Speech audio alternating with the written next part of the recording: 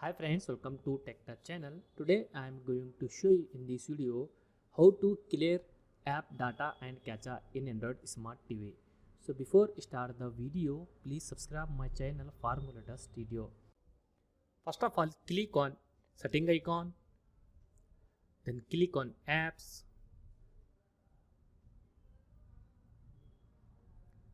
then click on all apps.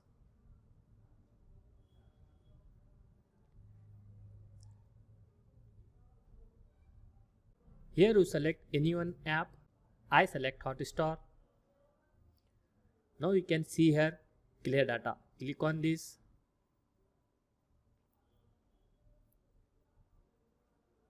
Then click on OK. That's it guys. So in this you clear app data and cache in Android Smart TV. Thanks for watching friends. Hope you like this video. If you like this video, please like, share and don't forget to subscribe my channel.